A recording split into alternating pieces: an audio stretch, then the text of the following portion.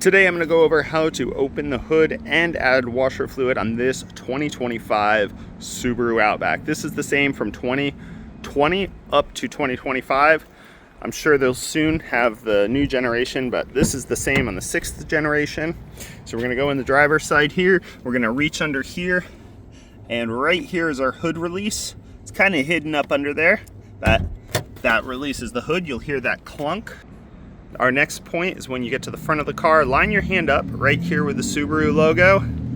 Slide your hand in, you'll feel a little thing, then slide to the passenger side to release our secondary release. And I'll do a close-up of that in a minute so you can kind of see what that looks like. We're going to go up here. This unhooks from here, and then this little notch slides into a part of the frame over here. Just like that. So that slides in there. There's our hook that we released it from.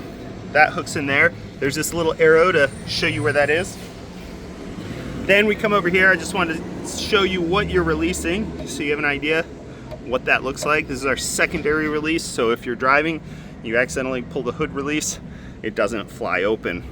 So that's what we're kind of finding in the dark as we're doing this. Then we go over to washer fluid. This is our washer fluid reservoir.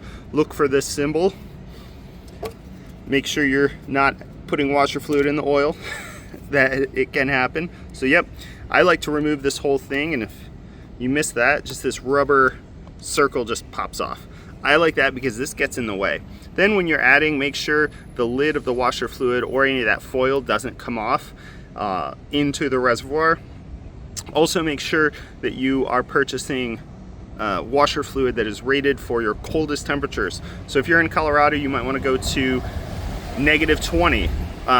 If you're in Florida, it doesn't matter. You're not going to hit any freezing temperatures like that. You can fill this all the way to the top, and then I like to cycle some through the windshield wipers. Then this guy slides on. It is a rubber band, and it's tricky to do with one hand, but this just slides right onto this collar here. Boom, that's on.